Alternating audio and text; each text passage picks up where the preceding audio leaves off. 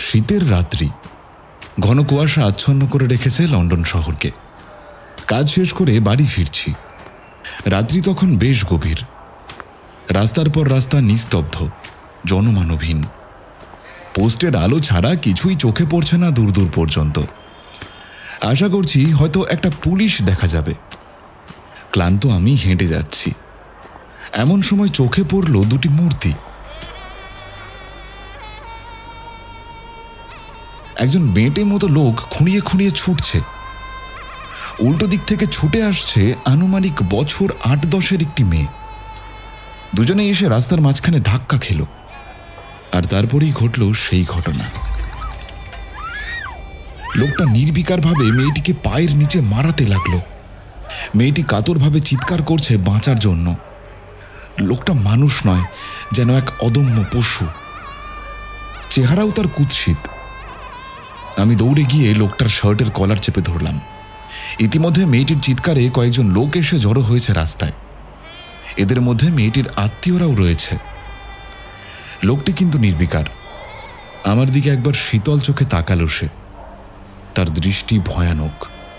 কিন্তু আশ্চর্য বিষয় হলো, কলার ছাড়িয়ে নেবার কোনো চেষ্টা তার নেই। এরই মধ্যে একজন ডাক্তার এলেন। মেয়েটিকে দেখে জানালেন আঘাত তেমন মারাত্মক কিছু নয়, তবে ও ভয় পেয়ে অজ্ঞান হয়ে গেছে সম্ভবত। ঘটনা কিন্তু এখানেই শেষ নয়। বিভৎস সেই লোকটির প্রতি আমাদের সকলেরই ঘৃণা ও রাগ হচ্ছিল। লোকজন তার উপরে ক্ষিপ্ত। ডাক্তারও লোকটাকে প্রায় মারতে যায় আর কি। লোকটা কিন্তু নির্বিকারভাবে সব দেখছিল। একেবারে আস্ত জানোয়ার একটা। ঠান্ডা হয়ে বলল, ঘটনাটির জন্য আমি খুবই দুঃখিত। আর এই দুর্ঘটনার সুযোগ নিয়ে যদি আপনারা আমার কাছ থেকে কোনো কিছু দাবি করেন, আমি দিতে রাজি আছি। আপনারাই বিচার করুন এবং আমাকে মুক্ত করুন। সকলে মিলে ঠিক হলো যে লোকটি মেয়েটির আত্মীয়দের ক্ষতিপূরণ বাবদ ১০০ পাউন্ড দেবে। লোকটি এতে আপত্তি করল না, কোনো ভনিতা করল না। তারপরের ঘটনাটি ওই দরজা নিয়ে। লোকটি আমাকে স্তম্ভিত করে দিয়ে ওই দরজাটির সামনে গিয়ে দাঁড়ালো। পকেট থেকে চাবি বের করল। প্রাচীন গরাদ খুলে প্রবেশ করল সেই অদ্ভুত বাড়িতে। আমাদের বাইরে দাঁড়াতে বলল। কিছুক্ষণ পরেই নগদ ১০ পাউন্ড ও বাকি টাকার একটা চেক নিয়ে লোকটি ফেরত এলো। চেকে যার সই রয়েছে তার নাম আমি বলতে চাই না। তিনি একজন নামকরা ব্যক্তি। তার নাম এই শহরের সবাই জানে। চেকটি লেখা হয়েছে খুব সুন্দরভাবে। স্বাক্ষরও যথাযথ, নিখুঁত এবং পরিষ্কার। এসব সত্ত্বেও পুরো ব্যাপার আমাদের কাছে সন্দেহজনক মনে হলো।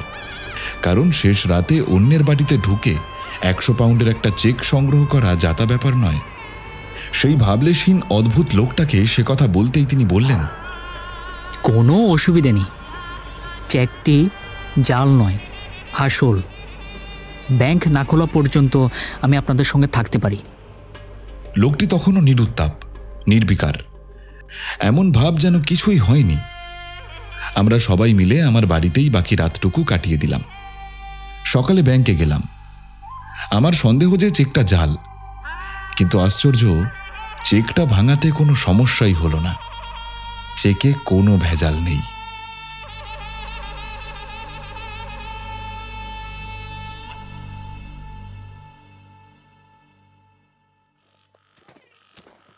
আন্ডারসন কর্মসূত্রে একজন আইনজীবী, কড়া মেজাজের একজন ভদ্রলোক তিনি। মুখে তার হাসি দেখা যায় না বললেই চলে। লোকজনের সঙ্গে কখনো নিজে থেকে এগিয়ে এসে মেলামেশা করেন না। তার বন্ধু বান্ধবের সংখ্যা খুবই কম, কিন্তু যারা তার বন্ধু তাদের প্রতি তিনি খুবই আন্তরিক। তার একজন ঘনিষ্ঠ বন্ধু হলেন মিস্টার রিচার্ড এনফিল্ড। সম্পর্কে তারা আবার আত্মীয় হন। দুজনেই শহরের খুব পরিচিত মানুষ। ছুটির দিন রোববারে দুজন একসঙ্গে মাঝে মাঝে সান্ধ্য ভ্রমণে বের হন। এরকমই রোববারের লন্ডনের ছোট্ট অথচ ব্যস্ত রাস্তায় তারা ঘুরতে বেরিয়েছেন। আজ রাস্তায় তেমন ভিড় নেই। দুজনেই তারা চুপচাপ হাঁটছেন। একটি বাড়ির সামনে এসে তারা দাঁড়ালেন। অদ্ভুত বাড়িটি দোতলা, কিন্তু দরজা জানালা নেই বললেই চলে। ফ্যাকাশে দেয়ালটা প্রমাণ করে বাড়িটি বহু দিন ধরে ফাঁকা পড়ে আছে। নিচের তলায় ভাঙাচোরা একটি দরজা। দেখে মনে হয় গত এক যুগেও এখান দিয়ে কোনো লোক আসা যাওয়া করেনি। আটারসন ও এনফিল্ড একে অপরের বিপরীত দিকে রাস্তা ধরে যাচ্ছিলেন। বাড়িটির সামনে এসে এনফিল্ড হাতের লাঠি তুলে বললেন, এই দরজাটি তুমি কখনো ঠিকভাবে মন দিয়ে দেখেছ? আটারসন মাথা নাড়িয়ে বললেন, দেখেছি। আমার মস্তিষ্কের মধ্যে কিন্তু ছাপ রেখে গেছে দরজাটি। সে এক বাজে হৃদয় বিদারক ঘটনা, এক অদ্ভুত স্মৃতি আমার জীবনের। আটারসন বললেন, তাই কি ঘটনা? সবটাই তবে শোনাই তোমাকে, দাঁড়াও। এনফিল্ড বলতে শুরু করলেন সেই কাহিনী। এই পর্যন্ত শুনে আটারসন বললেন, আশ্চর্য ঘটনা, বলো কি তুমি? সত্যি? এনফিল্ড বললেন, সত্যি, অমন বাজে লোক আমি সম্ভবত দ্বিতীয়টি দেখিনি। তিনি একজন সত্যিকারের নামজাদা ব্যক্তি। আমার ধারণা এর মধ্যে কোনো রহস্য আছে, গণ্ডগোল আছে। নামকরা ব্যক্তিটি হয়তো তার কোনো অপরাধের খেসারত দিচ্ছেন, ব্ল্যাকমেল যাকে বলে। সেই থেকে এই দরজাওয়ালা বাড়িটিকে আমি ব্ল্যাকমেল হাউস বলি।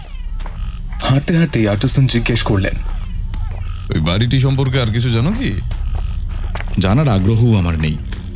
এমনিতে ওটাকে বাড়ি বলে মনে হয় না আদৌ। কাউকে কখনো ঢুকতে বা বের হতে দেখিনি।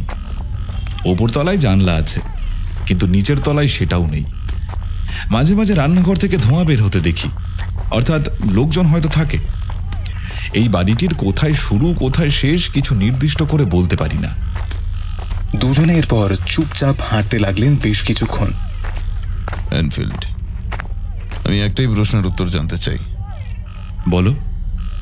মেয়েটিকে আহত করলো যে ভয়ঙ্কর লোকটি, তার নাম কি জানা আছে? হ্যাঁ, হাইড। লোকটি দেখতে কিরকম একটু বলতে পারো কি?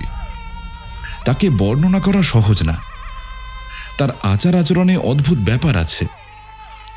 চেহারাটাই খাপ ছাড়া, দেখলে ভক্তি হয় না।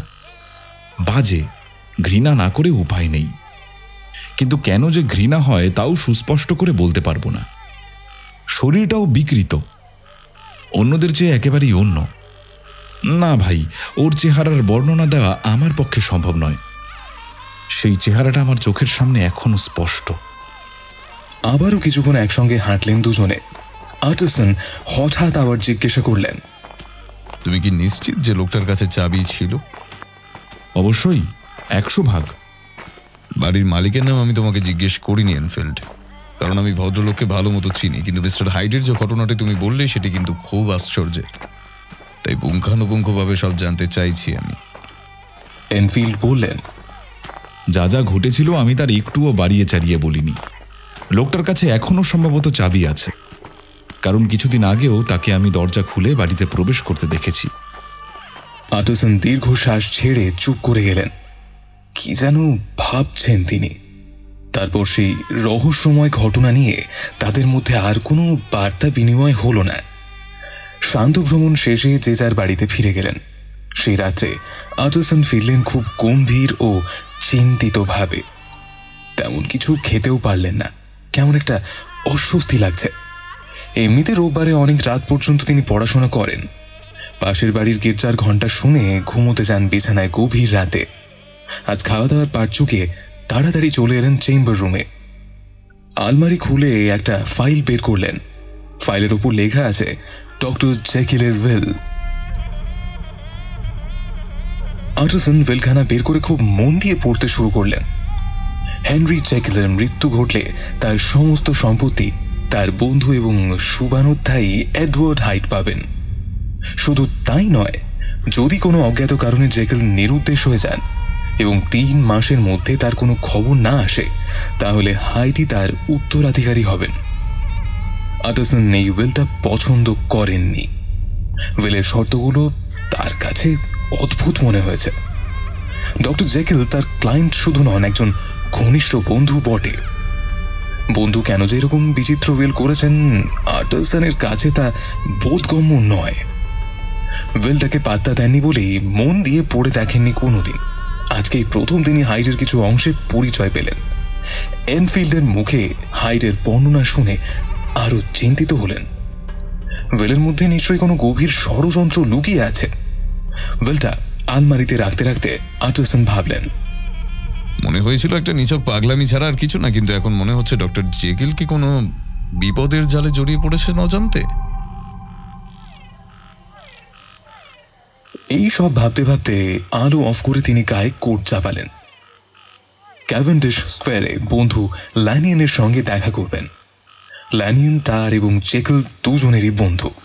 ওয়েল্টের ব্যাপারে ল্যানিয়ানের হয়তো কিছু জানা থাকলেও থাকতে পারে। ডক্টর ল্যানিয়ান তখন খাওয়া সেরে বিশ্রাম নিচ্ছেন তার ঘরে। আইনজীবী আটারসনকে দেখে খুব আনন্দিত হলেন।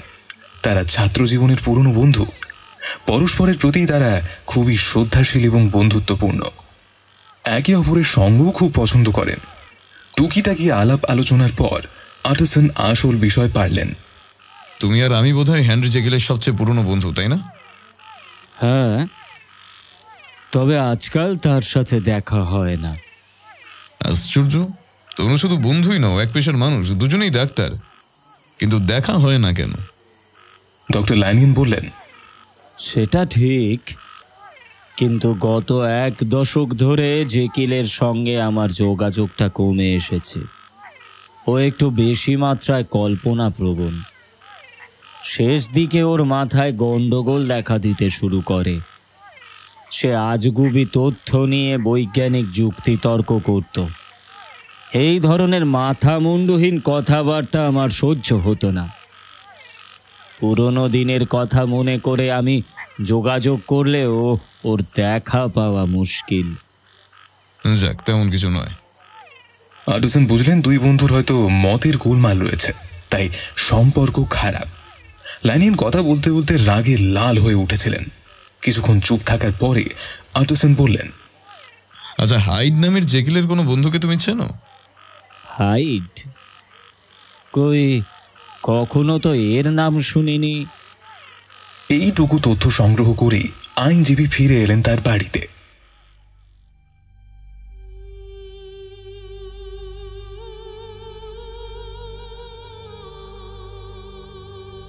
সারা রাত বিছানায় শুয়ে এপাশ ওপাশ করতে লাগলেন। নিঃশব্দ রাত্রি। বাইরে 2-1টা ল্যাম্প পোস্টে আলো জ্বলছে। এনফিল্ড যে ঘটনাটি বলেছে, ঘুরে ফিরে সেই কথাই মনে হতে লাগলো।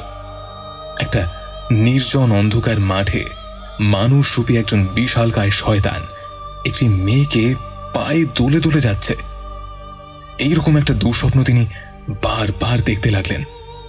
আবার কখনো দেখলেন তার বন্ধু সুসজ্জিত বিছানায় শুয়ে সুখ স্বপ্নে বিভোর, আর সেই শয়তান দরজা খুলে ঘরে প্রবেশ করলো। আর বন্ধু বেচারা শয়তানের কথায় উঠবোস করছে, যেন একটা অশুভ ছায়া ভর করেছে জেকিলের ওপর। এইসব নানাবিধ স্বপ্ন দেখতে দেখতে রাত্রি পার হয়ে গেল। ভোর 6টায় যখন গির্জার ঘণ্টা বাজছে, তখন আটারসনের চিন্তা চেতনায় ভেসে বেড়াচ্ছে সেই ভয়ঙ্কর মানুষটির অবয়ব। কে এই হাইড? তাকে দেখার এক তীব্র কৌতূহলে আচ্ছন্ন হয়ে রইল আটারসনের মন। চেহারাটা কি তার জ্যান্ত শয়তানের মতো বীভৎস? হাইড কি কোনো হিংস্র নরপশু? হাইডের সঙ্গে কোনো রহস্যময় সম্পর্ক আছে ডক্টর জেকিলের? একবার হাইডের সঙ্গে দেখা হলেই রহস্য উন্মোচনের চেষ্টা করা যেত।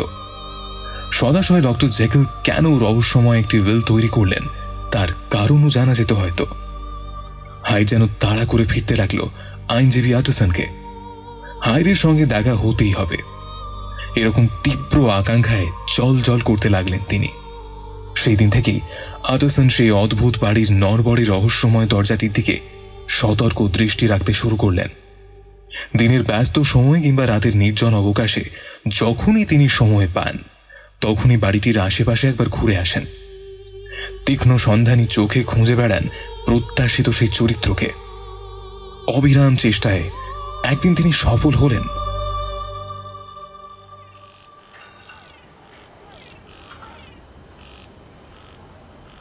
ভেজা ভেজা কুয়াশা ঘেরা রাত্রি, রাস্তাঘাট নির্জন, কোনো জনমানুষের সাড়া অবধি নেই। দুরন্ত বাতাসের গতি থেমে আছে। ল্যাম্পপোস্টের মৃদু আলো আঁধারির খেলা এখানে ওখানে। রাত তখন 10টা বাজে প্রায়। দোকানপাট সব বন্ধ। কোনো কোনো বাড়ি থেকে গৃহকর্মের টুকিটাকি কাজের শব্দ ভেসে আসছে। এমন সময়ে আটারসনের কানে ভেসে এলো দ্রুত পদশব্দ। আটারসন নিঃশ্বাস বন্ধ করে কান খাড়া করলেন। কয়েকটি মাত্র মুহূর্ত, পায়ের শব্দ দ্রুত নিকটবর্তী হলো। তিনি দেখতে পেলেন যাকে তিনি খোঁজ করছেন সেই লোকটি দ্রুত এগিয়ে আসছে দরজাটির সামনে। ছোটখাটো গড়নের একটি লোক, খুব সাধারণ ঢিলে ঢালা পোশাক পরেন। খুব দ্রুত রাস্তা পেরিয়ে তিনি দরজার সামনে এসে দাঁড়ালেন। পকেট থেকে চাবি বের করলেন। ডাইনে বাঁয়ে কোনো দিকে তিনি তাকাচ্ছেন না। চোখ মুখে তার কেমন একটা ভয় ভয় ভাব। আটারসন তাড়াতাড়ি কাছে গিয়ে লোকটির কাঁধে হাত রাখলেন। কিছু যদি মনে না করেন, আপনার নামই কি মিস্টার হাইড? লোকটা চমকে উঠলেন। কিছুক্ষণের মধ্যেই সামলে নিলেন নিজেকে। কোনো দিকে না তাকিয়ে শীতল স্বরে তিনি বললেন, আমি হাইড। আমার সঙ্গে কি কোনো দরকার আছে আপনার? আটারসন বললেন, না, আপনি তো বাড়ির ভিতরে যাচ্ছিলেন। আমি ডক্টর জেকেলের একজন পুরনো বন্ধু। আমার নাম আটারসন। গন স্ট্রিটে থাকি আমি। হয়তো আমার নামও আপনি শুনেও থাকবেন। ভাবলাম আপনার সঙ্গে যখন দেখা হয়ে গেল তখন জেকেলের সঙ্গে একটু দেখা করে যাই। কিন্তু জ্যাকেল তো বাড়িতে নেই, তার সঙ্গে তো দেখা হবে না। হাইড তখন চাবি দিয়ে তালা খোলার চেষ্টা করছেন। মুখ নামিয়ে মৃদু স্বরে জিজ্ঞেস করলেন, আপনি আমাকে চিনলেন কি করে? সে কথার জবাব না দিয়ে আটারসন বললেন, তার আগে একটা অনুরোধ করব। অনুরোধ রাখবেন কি? চেষ্টা করব, বলুন। আপনি আমার দিকে একটু মুখ তুলে তাকান। হাইড দ্বিধাগ্রস্তভাবে আটারসনের দিকে তাকালেন। কয়েকটি মুহূর্ত মাত্র উভয়ের মুখের দিকে তাকিয়ে রইলেন তারা অপলকে। আশা করি আপনাকে চিনতে আর কখনো ভুল হবে না আমার। আপনাকে আমার দরকার হতে পারে। হাইড জবাব দিলেন, যাক, ভালোই হলো আমাদের চেনা পরিচয় হয়ে। আমার ঠিকানাটা রেখে দিন। লোকটা সোহো স্ট্রিটের ঠিকানা লিখে একটি কার্ড দিলেন আটারসনকে। আটারসন ভাবলেন ব্যাপারটা ভালোই হলো, কিন্তু এই লোকটি জেকেলের ওয়েলের খবর কি জানে? ঠিকানা দেওয়ার মধ্যে অন্য কোনো অভিসন্ধি নেই তো? তারপর হাইড হঠাৎ করে জিজ্ঞাসা করলেন, আচ্ছা বলুন তো, আপনি আমাকে চিনলেন কিভাবে? আমাদের উভয়েরই বন্ধু, এমন কারো কাছ থেকে। উভয়ের বন্ধু? কারা তারা? যেমন ধরুন ডক্টর জেকেল। তিনি এই কথা বলতে পারেন না। হাইড এক ঝলক রাগ করেই বললেন, মিথ্যে বলছেন আপনি। আপনার কাছ থেকে মিথ্যা শুনবো ভাবতেই পারিনি। আটারসন বললেন, কথাটা বিনীতভাবে বললে হয় নাকি? এই শুনে হাইড বিকট হাসিতে ফেটে পড়লেন। তার গলার স্বর অত্যন্ত কর্কশ, হাসির ভঙ্গিটাও অত্যন্ত কুৎসিত। বন্য হাসির ধ্বনি তুলে ক্ষিপ্রভাবে অতি দ্রুত দরজা খুলে তিনি বাড়ির ভেতরে ঢুকে গেলেন। আটারসন কিছুক্ষণ বিমূঢ় হয়ে দাঁড়িয়ে রইলেন। ভাবতে লাগলেন, জেকেল, এরকম দুষ্ট আত্মা ও শয়তানের মতো বিভৎস চেহারার একটা লোক তোমার বন্ধু? আশ্চর্য ঘোরের মধ্যে আটারসন কিছুক্ষণ আচ্ছন্ন হয়ে রইলেন। তারপর শান্ত শীতল সেই রাস্তায় ধীরে ধীরে এক পা দুই পা ফেলে হাঁটতে লাগলেন। খুবই চিন্তিত এবং ক্লান্ত মনে হচ্ছে তাকে। কপালে হাত বুলাতে বুলাতে হাঁটছেন তিনি। হাইডকে দেখার অদম্য আকাঙ্ক্ষায় আপাতত ইতি ঘটেছে। আদিম বন্য বিভৎস এক চরিত্র হাইড। খর্বাকৃতি বিশ্রী বিকলাঙ্গ তার চেহারা, ফ্যাঁস ফ্যাঁসে কর্কশ ভাঙা কণ্ঠস্বর তার। একই সঙ্গে ভীরু ও সাহসী মনে হচ্ছিল হাইডকে। বিরক্তিকর এই লোকটিকে দেখার পর ভয় ও ঘৃণার সংমিশ্রণ হলো আটারসনের মনে। লোকটিকে দেখে কি মানুষ মনে হয়? আদিম বন্য তার চেহারা। হাইডের কাছ থেকে যে কোনো বিপদেরই আশঙ্কা করা যায়। জেকিলের ভবিষ্যৎ চিন্তায় আকুল হয়ে উঠলেন আটারসন। জেকিল যে গভীর কোনো ষড়যন্ত্রের শিকার হতে যাচ্ছেন এ ব্যাপারে আর কোনো সন্দেহ রইল না তার মনে। এইসব ভাবতে ভাবতে ক্লান্ত পায়ে হাঁটছিলেন আটারসন। টানা রাস্তাটার এক মাথায় পুরনো কিন্তু অভিজাত একটি সুন্দর বাড়ির সামনে এসে দাঁড়ালেন তিনি। বিখ্যাত এবং কৃতি ব্যক্তিরা এই রাস্তায় বসবাস করে। সবচেয়ে সুন্দর ও বিশাল বাড়িটিতেই থাকেন ডক্টর জেকেল। বাইরে থেকে টের পাওয়া যায় বাড়িটির ঐশ্বর্য ও রুচি স্নিগ্ধতার পরিচয়। সারা বাড়ি জুড়ে শীতের কুয়াশা ঘেরা অন্ধকার রাত্রির গাঢ় ছায়া। আটারসন ধীরে ধীরে গিয়ে বাড়িটার সদর দরজায় কড়া নাড়লেন। ভালো পোশাক পরা একজন বৃদ্ধ ভৃত্য এসে দরজা খুলে দিল। আটারসন জিজ্ঞেস করলেন, এই যে ডক্টর পুল, ডক্টর জেকেল কি বাড়ি আছেন? দীর্ঘ ছাদ, চওড়া দেয়াল ঘেরা চমৎকার ঘর, ফায়ার প্লেসে আগুন জ্বলছে গনগন করে, খুব আরামদায়ক পরিবেশ। আপনি একটু বসুন আটারসন, আমি দেখছি উনি ভেতরের ঘরে আছেন কিনা।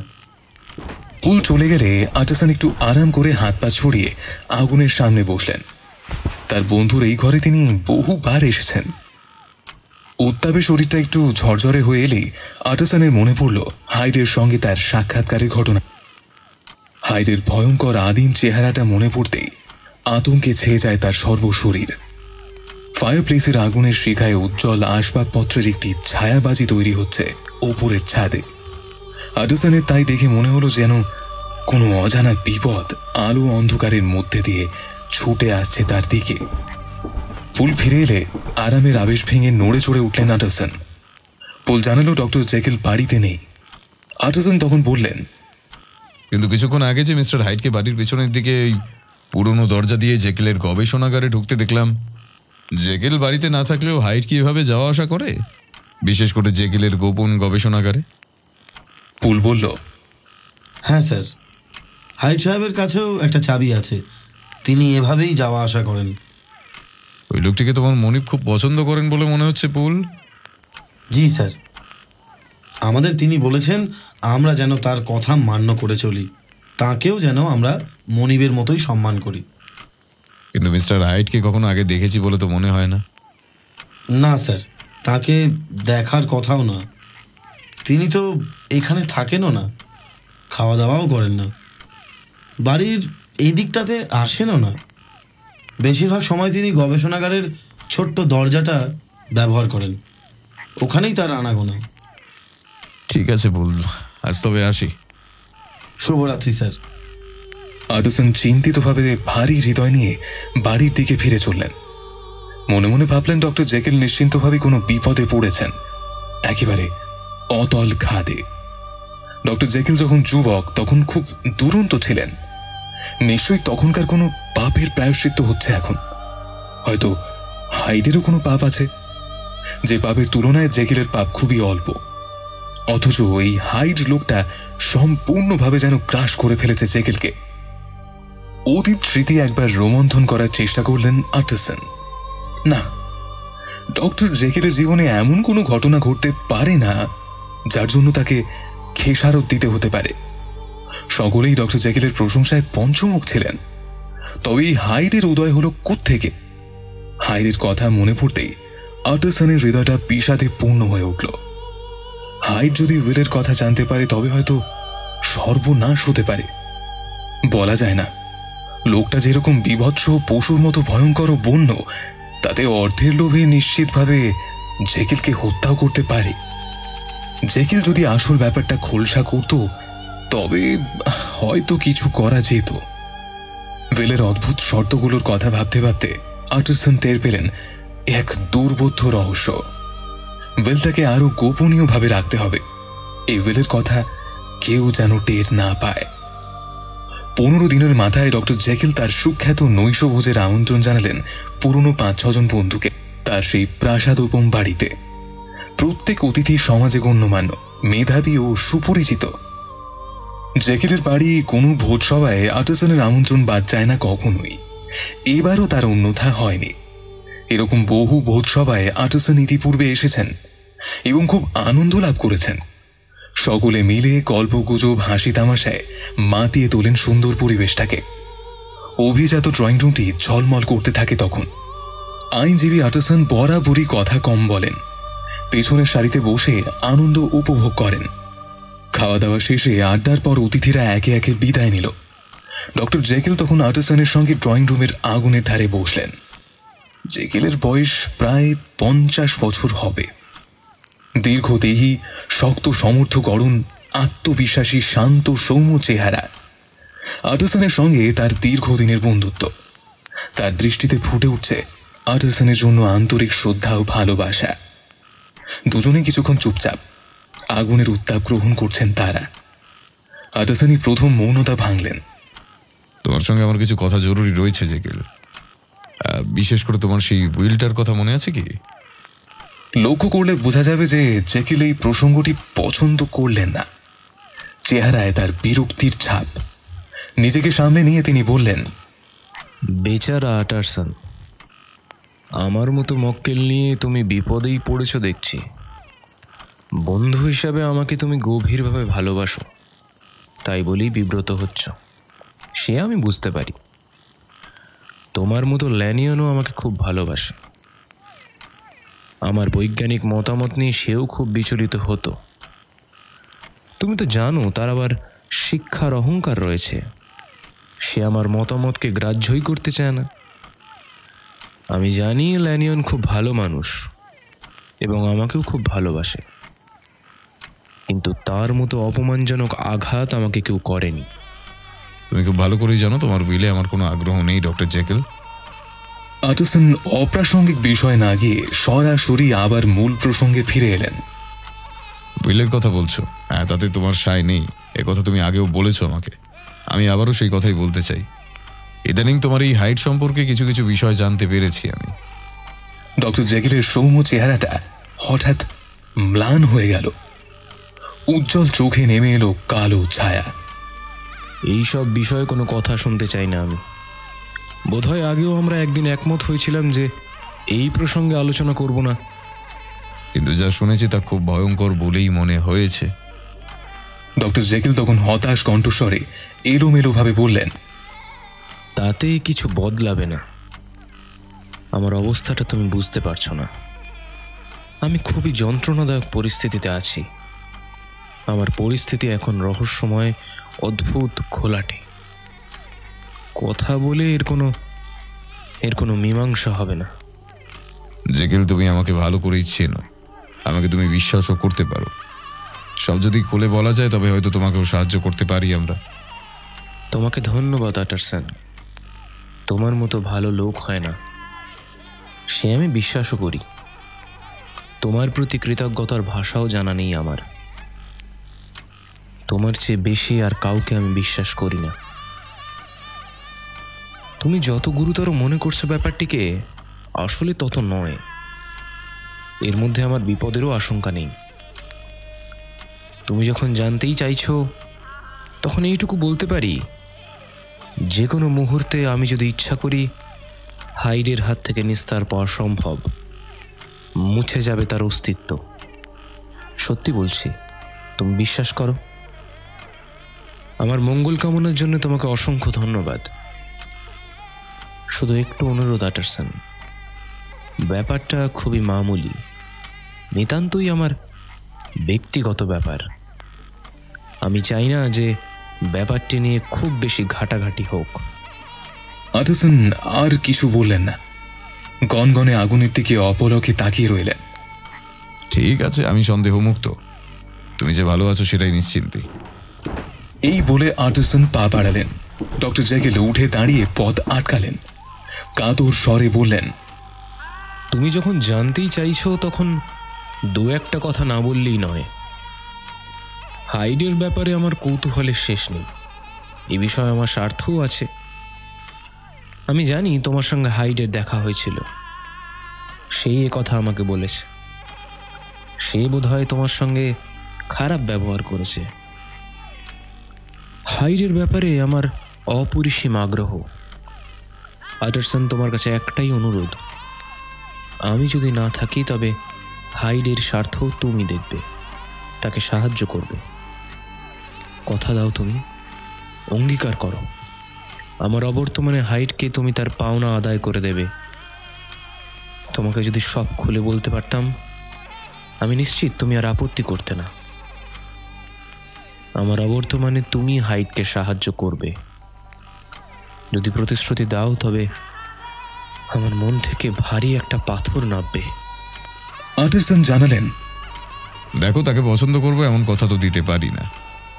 ডক্টর জ্যাকেল আটারসনের হাত দুটো ধরে বললেন, আমি সে কথা বলছি না। আমি তার জন্য ন্যায় বিচার কামনা করছি। আমি যখন থাকবো না তখন আমার জন্যই তুমি ওকে সাহায্য করো। আটারসন দীর্ঘ নিঃশ্বাস ছেড়ে বললেন, ঠিক আছে, আমি প্রতিশ্রুতি দিলাম, তার জন্য আমি যথাসাধ্য চেষ্টা করব, আমি কথা দিচ্ছি।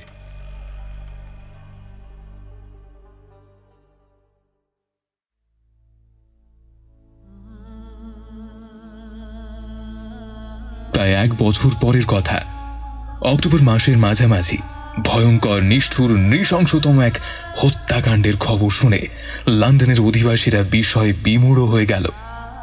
নিহত হয়েছেন সমাজের সম্ভ্রান্ত উচ্চ পদে আসীন বিশিষ্ট এক ব্যক্তি। ঘটনার বিবরণে যা জানা গেল তা এই কোনো বাড়ির এক কাজের মেয়ে। বাড়িতে সে একাই ছিল তখন। বাড়িটা নদীর ধারে। রাত তখন প্রায় 11টা। কাজ সেরে সে ঘুমোতে যাওয়ার আয়োজন করছে। সেদিন ছিল পূর্ণিমা রাত। কিছুক্ষণ আগে কুয়াশায় ঢাকা ছিল সারা শহর। এখন আকাশ মেঘহীন এবং সুন্দর। জ্যোৎস্না প্লাবিত অপরূপ প্রাকৃতিক দৃশ্য তাকে মোহিত করে তুলেছে। এমন সময় সে দেখতে পেল একজন সৌম্য বয়স্ক পাকা চুলধারী ভদ্রলোক ধীর পায়ে হেঁটে যাচ্ছেন। উল্টো দিক থেকে হেঁটে আসছেন আরেকজন খর্বাকৃতি ব্যক্তি। মেয়েটি দেখতে পেল দুজনে এসে কাছাকাছি হচ্ছে একেবারে তার চোখের সামনে, জানলার নিচে। বুড়ো লোকটি খুব বিনীতভাবে মাথা নুইয়ে বেঁটে লোকটিকে কি যেন বলার চেষ্টা করল। তারপর হাত তুলে কি যেন বললেন। বোধহয় কোনো ঠিকানা জানতে চাইছেন তিনি। মেয়েটি চাঁদের আলোয় সব পরিষ্কার দেখতে পাচ্ছে। বুড়ো ভদ্রলোকটিকে সে চিনতে পারল না, কিন্তু অন্যজনকে দেখেই মেয়েটি চিনে ফেলল। ছোটখাটো লোকটির নাম হাইট। কারণ দিন কয়েক আগে হাইট তার মনিবের সঙ্গে দেখা করতে এসেছিল। প্রথম দর্শনে হাইটকে তার খুব অপছন্দ হয়। লোকটির চেহারার মধ্যে একটি হিংস্র আর বন্য ভাব ছড়িয়েছিল। হাইটের হাতে ছিল একটা মোটা লাঠি, আর লাঠিটা সে বারবার ঘোরাচ্ছিল। বুড়ো লোকটির কথার কোনো জবাব না দিয়ে হিংস্র দৃষ্টিতে সে কিছুক্ষণ তাকালো তার দিকে। তারপর হাইট হঠাৎ করে রেগে গেল। মুখ চোখ লাল হয়ে উঠল তার। পাশবিক ক্রোধের লক্ষণ ফুটে উঠল তার চোখে। তারপর উন্মাদের মতো ক্ষিপ্ত প্রায় হয়ে বুড়ো লোকটিকে আক্রমণ করে বসল। বৃদ্ধ অবাক হয়ে পিছিয়ে গেল এক পা। এই পরিস্থিতির জন্য কিছুতেই প্রস্তুত নন তিনি। সেই সময় মিস্টার হাইট সমস্ত শক্তি নিয়ে ঝাঁপিয়ে পড়লেন বৃদ্ধের ওপর। লাঠির আঘাতে তাকে ফেলে দিলেন মাটিতে। পর মুহূর্তেই নখযুক্ত বানরের মতো পা দিয়ে লাফিয়ে লাফিয়ে আঘাত করতে লাগলেন বুড়োটাকে। ঝড়ের গতিতে লাঠি দিয়ে আঘাত করতে লাগলেন তিনি। বৃদ্ধের কাতর চিৎকার ও হাড় ভাঙার মটমট শব্দ যেন শুনতে পাওয়া যাচ্ছে। কাজের মেয়েটি সেই নারকীয় দৃশ্য দেখে মুহূর্তেই মূর্ছা গেল। রাত প্রায় 2টোর দিকে মেয়েটি জ্ঞান ফিরল। সঙ্গে সঙ্গে সে গিয়ে পুলিশে খবর দিয়েছে। খুনি পালিয়েছে অনেক আগেই। রাস্তার পাশে বুড়োর ক্ষত বিক্ষত মৃতদেহ পড়ে রয়েছে। খুনির মোটা লাঠিটার একটা ভাঙা অংশ পাশেই পড়ে আছে। অনেক শক্ত, মোটা, মজবুত সেই লাঠিটা ভেঙে হয়তো 2 টুকরো হয়ে গিয়েছে। বাকি অংশটা আশেপাশে কোথাও নেই। সম্ভবত খুনি সঙ্গে নিয়ে গিয়েছে। পুলিশ মৃত ব্যক্তির পকেট থেকে একটা টাকার ব্যাগ ও সোনার ঘড়ি পেল, আর পেল সিল করা একটা স্ট্যাম্প মারা খাম। সম্ভবত তিনি এটা পোস্ট করতে যাচ্ছিলেন। খামটার উপরে বড় বড় করে লেখা আছে আইনজীবী আটারসনের নাম। পরদিন ভোরে খামটা আইনজীবীর বাড়ি নিয়ে যাওয়া হলো। তিনি তখনও বিছানা ছেড়ে ওঠেননি। ঘটনা শুনে তিনি লাফ দিয়ে উঠলেন। তারপর বললেন, আমি লাশ শনাক্ত না করার আগে পর্যন্ত কিছুই বলবো না, ব্যাপারটা খুব ভয়ঙ্কর মনে হচ্ছে। খুব দ্রুত তৈরি হয়ে নিলেন আটারসন। পোশাক আশাক পরে রওনা দিলেন পুলিশ স্টেশনে। লাশটি সেখানে এনে রাখা হয়েছে। লাশ দেখে তিনি সহজেই শনাক্ত করতে পারলেন। হ্যাঁ, একে আমি ভালো করে চিনি। ইনি হচ্ছেন sir Danvers Carew. Police officer আঁতকে উঠলেন। বলেন কি? এও কি সম্ভব? উনি তো খুবই সম্মানিত ব্যক্তি। ওনার মৃত্যুতে তো চারিদিকে দারুণ হইচই হবে। পুলিশ অফিসার তারপর সব বিস্তারে সব বর্ণনা করলেন আটারসনকে। কাজের মহিলার কাছ থেকে যা যা শোনা হয়েছে সব বললেন। ভাঙা ছড়িখানাও দেখালেন। পুলিশের চোখ মুখ তখন জল জল করছে। হত্যার রহস্যটিকে ঠিকমতো উন্মোচিত করতে পারলে তার পেশায় উন্নতি যোগ আছে। আটারসন সব শুনলেন। হাইডের কথা শুনে একটু নড়ে চড়ে উঠলেন। ভাঙা ছড়িটা দেখে সব সন্দেহের অবসান হলো তার। এই ছড়িটা একসময় তিনি ডক্টর হেনরি জেকেলকে উপহার দিয়েছিলেন। আটারসন জানতে চাইলেন, হাইড লোকটি কি একটু বেটে খাটো? পুলিশ জানালেন, যেমন বেটে তেমনি শয়তানের মতন দেখতেও। আটারসন কিছুক্ষণ চিন্তা করলেন। চলুন আমার সঙ্গে, আমি আপনাকে হাইডের বাড়িতে নিয়ে যাব। পুলিশ অফিসার রাজি। তখন সকাল 9টা। লন্ডনের আকাশে কুয়াশার রং কাটেনি, ছাই ছাই রং ছড়িয়ে রয়েছে আকাশ জুড়ে। আটারসনের ছোট্ট গাড়িটা রাস্তা ঘুরে ঘুরে চলেছে হাইডের বাড়ির অভিমুখে। কুয়াশার অস্পষ্টতা কাটিয়ে তার একসময় এসে পৌঁছল সোহো স্ট্রিটে। শহর ছাড়িয়ে কিছুটা দূরে কাদামাটির পথ, অল্প কয়েকটা খুচরো দোকান, দেশি বিদেশি লোকজনের আস্তানা। এখানেই হেনরি জেকেলের প্রিয় বন্ধুর আবাসন স্থল, যে কিনা 2.5 লক্ষ পাউন্ডের উত্তরাধিকারী। বাড়ির সামনে এসে গাড়ি থামল। রূপালী চুলের এক সাদা বুড়ি এসে দরজা খুলে দিল। এটাই তো হাইড সাহেবের বাড়ি, কিন্তু তিনি তো এখন বাড়িতে নেই। গত রাতে অনেক দেরি করে বাড়ি ফিরেছিলেন, তারপর 1 ঘন্টা পরেই আবার বেরিয়ে যান। কিন্তু এতে অবাক হওয়ার কিছু নেই। এমনিতেই তিনি খুব অনিয়মিত আসা যাওয়া করেন। গত 6 মাসে তাকে গত রাতেই কিছুক্ষণের জন্য শুধু দেখা গেছে। আইনজীবী আটারসন বললেন, ঠিক আছে, তবে আমরা তার ঘরটা একটু দেখব। বুড়ি একটু আমতা আমতা করতেই আটারসন জানালেন, স্কটল্যান্ড ইয়ার্ডের পুলিশ ইন্সপেক্টর নিউকমেন। পুলিশের কথা শুনেই বুড়ির চোখে মুখে ছড়িয়ে পড়ল কিছুটা খুশি খুশি ভাব। হ্যাঁ, তাই নাকি? সে কি কোনো সমস্যায় আছে? কি হয়েছে তার? বুড়ি যে খুব চালাক চতুর, এই বিষয়ে কোনো সন্দেহ রইল না দুইজনের। বুড়ির সঙ্গে বোধহয় ভালো সম্পর্ক নেই হাইডের। বিশাল বাড়িতে মাত্র 2টো ঘর নিয়ে হাইড থাকেন। 2টো ঘরেই খুব দামি ও শৌখিন আসবাবপত্র রয়েছে। দামি কাঠের চেয়ার টেবিল, রূপোর তৈজসপত্র, দামি একটা চিত্রকর্ম শোভা পাচ্ছে ঘরে।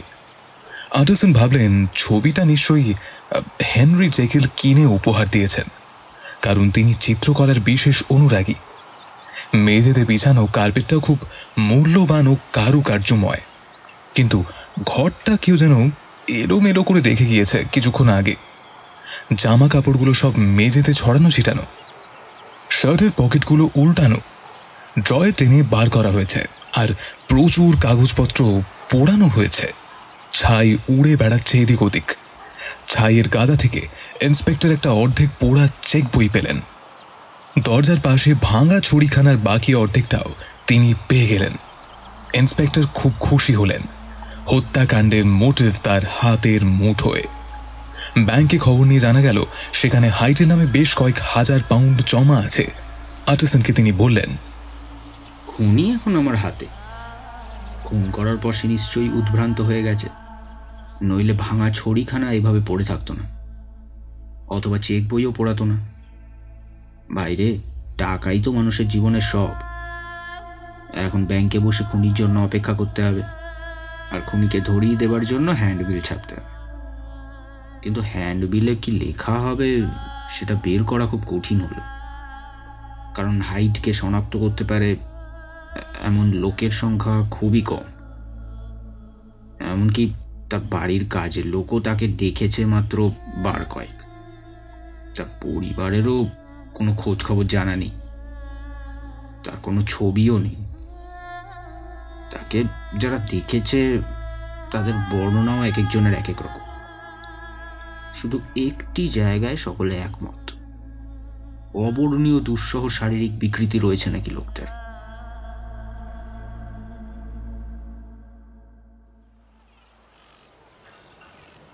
বিকেলের আলো যখন একটু ফিকে হয়ে এসেছে, সেই পড়ন্ত বেলায় মিস্টার আটারসন গেলেন ডক্টর জেকিলের বাড়িতে। পুল দরজা খুলে সাদর সম্ভাষণ জানালেন তাকে।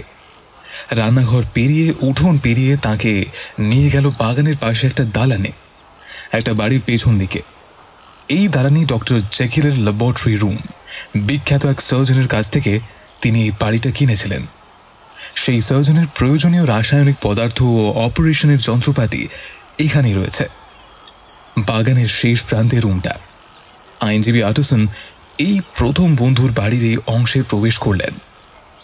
তিনি খুব মন দিয়ে জানালাহীন স্যাঁতস্যাঁতে বাড়িটাকে দেখলেন। ঘরের মধ্যে নিঝুম নীরবতা, টেবিলে রাসায়নিক যন্ত্রপাতি ভরা, ছড়ানো ছিটানো অনেক বাক্স প্যাঁটরা রয়েছে। সারা ঘরেই কুয়াশাচ্ছন্ন মৃদু আলোর উঁকি ঝুঁকি। ঘরের শেষ প্রান্তে কয়েক ধাপ সিঁড়ি, সেখানে একটা দরজা। দরজায় পুরু লাল পর্দা ঝুলছে।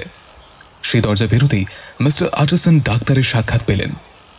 বিশাল বড় ঘর, চতুর্পাশে দামি কাঁচের কারুকার্য, ভারী আসবাবপত্র, বড় একটা টেবিল, ময়লা জমা জানালা দিয়ে দেখা যায় বাইরের কিছু দৃশ্য। সেই সরু রাস্তাটি, সেই রাস্তার পাশে একটি দরজা, প্রায় বন্ধ থাকে। ঘরটাকে উষ্ণ করে রাখার জন্য চুল্লিতে আগুন জ্বলছে।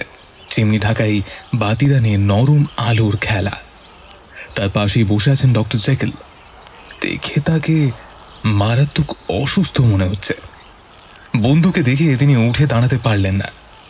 বসে থেকেই ভাঙা কণ্ঠস্বর এবং শীতল হাত বাড়িয়ে অভ্যর্থনা জানালেন। পুল বেরিয়ে যেতে আটারসন বললেন, খবর নিশ্চয়ই তুমি শুনেছ। ডক্টর জেকিল ভীত হয়ে জানতে চাইলেন, ওরা রাস্তা থেকে চিৎকার করে এসবই বলা বলি করছিল। আমি ডাইনিং রুমে বসে সবই শুনেছি। আইনজীবী আটারসন বললেন, শোনো আমার একটা কথা, কেরু আমার মক্কেল ছিল। আমি জানতে চাই এখন আমি কি করব। হাইটকে লুকিয়ে রাখার মতো পাগল তুমি নিশ্চয়ই নও।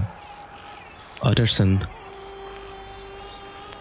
তুমি বিশ্বাস করো, হাইডের সঙ্গে আমার সমস্ত সম্পর্ক চুকে গেছে। তাকে আমি আর দেখতে চাই না। সব কিছু শেষ হয়ে গেছে। আমার কোনো সাহায্য আর তার দরকার নেই। আমি তাকে যতটুকু জানি, তুমি তার কিছুই জানো না। সে এখন নিরাপদ, সম্পূর্ণ নিরাপদ। তার কথা আর কেউ কোনোদিন শুনবে না। মুখ ভার করে আইনজীবী সব শুনছিলেন। বন্ধুর পক্ষপাতমূলক কথা তার ভালো লাগছিল না। তিনি বললেন, তুমি তার ব্যাপারে একেবারেই নিশ্চিত মনে হচ্ছে? হয়তো তুমি ঠিকও, কিন্তু কেরু হত্যার বিচারের সময় তোমার নাম উঠতে পারে। ডক্টর জেকিল জবাব দিলেন, আমি হাইডের ব্যাপারে পুরোপুরি নিশ্চিত এবং যথেষ্ট কারণও আছে। কিন্তু একটি বিষয় আমি তোমার সঙ্গে পরামর্শ করতে চাই। আমি একটা চিঠি পেয়েছি, কিন্তু ভেবে পাচ্ছি না চিঠিটা পুলিশকে দেখাবো কিনা। আমি চিঠিটা তোমাকে দেখাতে চাই। জানি সঠিকভাবে এর মর্মোদ্ধার তুমি করতে পারবে আটারসন। আমি তোমাকে প্রচণ্ডভাবে বিশ্বাস করি। আটারসন বললেন, তোমার কি ধারণা এই চিঠি থেকেই তাকে ধরা যাবে? না, হাইডের কি হবে আমি সে কথা ভাবছি না। তার কথা আমি ছেড়ে দিয়েছি। আমি এখন নিজেকে নিয়ে চিন্তিত। এই ঘৃণ্য ঘটনার মধ্যে দিয়ে আমার চরিত্র নিয়ে না জানি কি টানা হেঁচড়া হয়।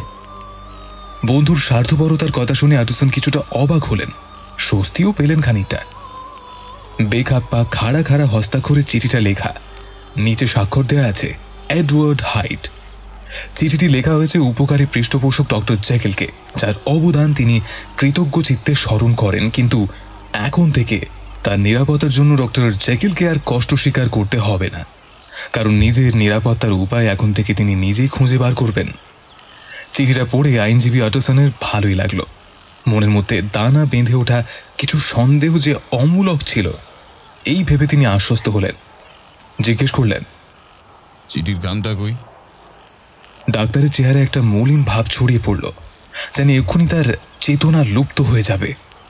কোনো মতে মুখ নাড়িয়ে তিনি সায় দিলেন, আটারসন বললেন, আমি জানতাম সে তোমাকে খুন করতো। তুমি বড় বাচ্চা বেঁচে গেছো। ডাক্তার ভাঙা কণ্ঠস্বরে গম্ভীর হয়ে বললেন, শুধু বেঁচে যাওয়া নয়, আরো অনেক কিছু। আমার শিক্ষা হয়ে গেছে। ও ঈশ্বর, চরম শিক্ষা পেয়েছি আমি। দু হাতে মুখ ঢেকে একেবারে ভেঙে পড়লেন ডক্টর জেকেল। ফেরার পথে আটারসনের দেখা হলো বহুদিনের পুরনো কাজের লোক পুলের সঙ্গে। এই কথা সে কথার ফাঁকে পুলকে তিনি জিজ্ঞেস করলেন, আজকে হাতে হাতে একটা চিঠি এসেছে, পত্রবাহক দেখতে কেমন ছিল বলতে পারো? পুল জানালো, এমন কোনো পত্রবাহক কাজ আসেনি, সমস্ত চিঠি ডাকেই এসেছে। এই খবরে নতুন করে একটু ভীত হয়ে পড়লেন আটারসন। চিঠিটা নিশ্চয়ই তবে ল্যাবরেটরির দরজা দিয়ে কেউ দিয়েছে, অর্থাৎ হাইড যত সহজ কথায় চিঠিতে লিখুক না কেন, ব্যাপারটি তত সহজ নয়। অতএব অন্যভাবে বিচার করতে হবে এবং খুব সতর্কভাবে কাজে অগ্রসর হতে হবে। পথে যেতে যেতে আটারসন শুনতে পেলেন, খবর খবর, বিশেষ সংখ্যা বেরিয়েছে, মারাত্মক মৃত্যু সংবাদ, পার্লামেন্টের সদস্য খুন। আটারসন ভাবলেন ঘটনাটা কোথায় গিয়ে শেষ পর্যন্ত দাঁড়ায় কে জানে। কেরু তার মক্কেল, জেকেল তার বন্ধু কোনো স্ক্যান্ডালে জড়িয়ে পড়ুক, এটা তিনি চান না। আর তাই একরকম সেদেই তিনি এই ঘটনায় জড়িয়ে পড়েছেন। ঘটনার জট খোলার ব্যাপারে এখন তিনি উন্মুখ। বাড়ি ফিরে আটারসন নিজের ঘরে বসেছিলেন। তার সামনে বসে আছেন তার হেড ক্লার্ক মিস্টার গেস্ট। চুল্লির আগুনের উষ্ণতায় আটারসন আরাম বোধ করছেন। লন্ডনে এখন দারুণ শীত, বাইরে কুয়াশা ঝরছে, আকাশে জমাট বাঁধা মেঘ। দুরন্ত বাতাস মাঝে মধ্যে আঘাত এনে দিচ্ছে জানালায়। ঘরের মধ্যে আগুনের লালচে আভা, জানলার শাসিতে সেই আভা ছড়িয়ে পড়ছে। মিস্টার আটারসন একমাত্র মিস্টার গেস্টকেই যে কোনো গোপনীয় বিষয় সম্পর্কে অবহিত করে থাকেন। গেস্ট অনেকবারই নানা কাজের সূত্রে ডাক্তার জেকেলের বাড়ি গিয়েছেন। পুলকেও তিনি চেনেন।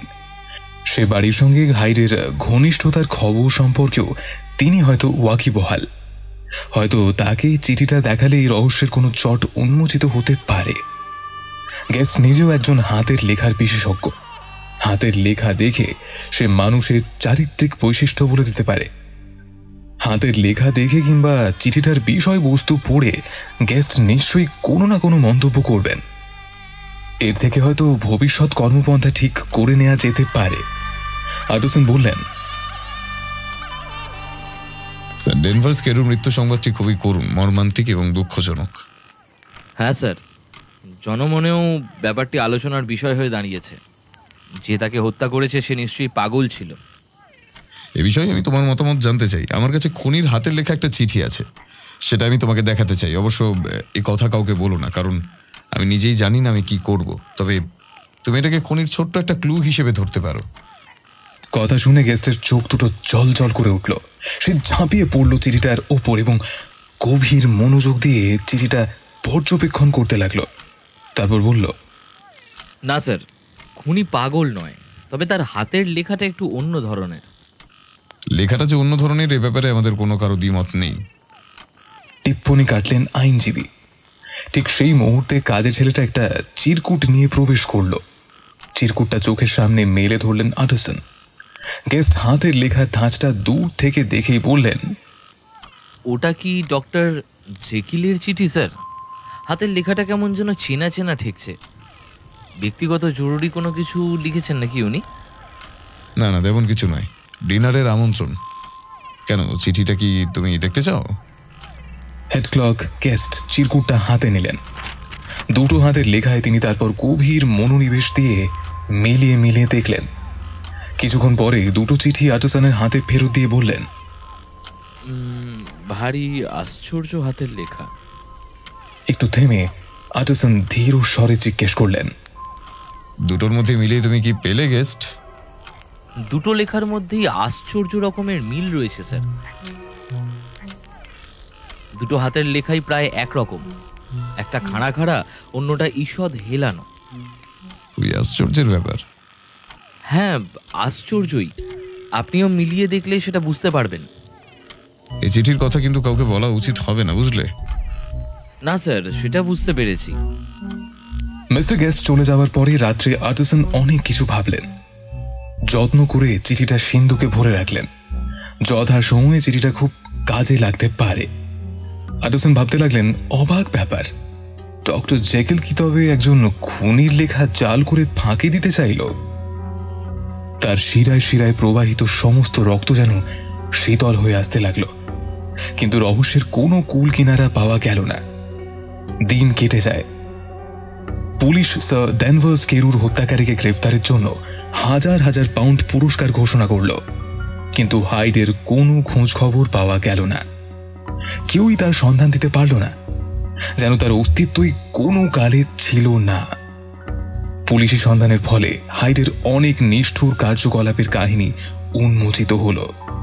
তার অতীতের নিষ্ঠুরতা, অবিচার ও নানাবিধ দুষ্কর্মের ঘটনা প্রকাশিত হল, কিন্তু তার বর্তমান অবস্থিতি সম্পর্কে প্রায় কিছুই জানা গেল না। ঘটনার দিন সোহো স্ট্রিটের বাসা থেকে সেই যে লাপাত্তা হয়েছেন মিস্টার হাইড, তার আর কোনো খবরই জানা যায়নি। যে কোনো উত্তেজিত ঘটনাই একসময় স্তীমিত হয়ে যায়। স্যার কেরুর হত্যাকাণ্ডে খুব ভেঙে পড়েছিলেন আন্ডারসন, কিন্তু হাইডের অন্তর্ধানে হত্যাকাণ্ডের রহস্য উন্মোচনে কোনো অগ্রগতি হল না।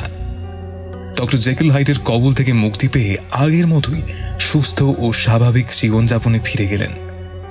আগের মতোই তিনি সামাজিক উৎসব অনুষ্ঠানে যোগ দিতে লাগলেন। বন্ধু বান্ধবদের সঙ্গে পুরনো সম্পর্কটা আবার চাঙ্গা হয়ে উঠল।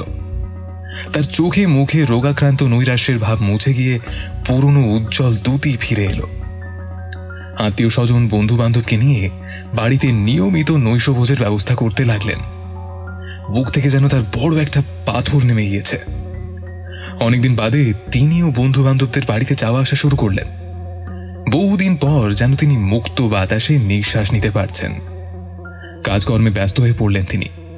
এইভাবে নীরবে ও শান্তিতে কেটে গেল দীর্ঘ 2টি মাস। 8ই জানুয়ারি আন্ডারসন জেকেলের বাড়িতে ছোটখাটো একটা পার্টিতে অংশ নিলেন। ডক্টর ল্যানিয়েনও সেখানে ছিলেন।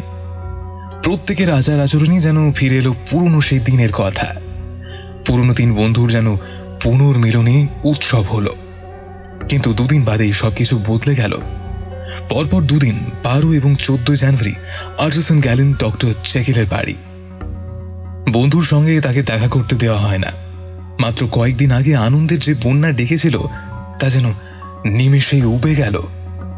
ল্যাবরেটরি রুমের দরজা বন্ধ। পুল জানালো ডক্টর ঘরের মধ্যে একা আছেন, কিন্তু তিনি কারোর সঙ্গে দেখা করবেন না। জেকেল বন্ধ ঘরে একা বসেছিলেন। আন্ডারসনের অনুরোধেও দরজা খুললেন না। আন্ডারসনের কিঞ্চিত রাগ হলো, তার চেয়ে তিনি বিস্মিত হলেন বেশি। পরদিন তিনি আবার গেলেন। একই জবাব পেয়ে আশাহত হতে হলো তাকে। গত 2 মাস ধরে প্রায় নিয়মিত তিনি এ বাড়িতে এসেছেন। এই পরিবর্তনের কোনো কারণ তিনি বুঝতে পারলেন না। বুকের মধ্যে যেন একটা ভারী পাথর চেপে বসল তার। দিন 6 পরে তিনি ডক্টর ল্যানিয়েনের বাড়িতে গেলেন।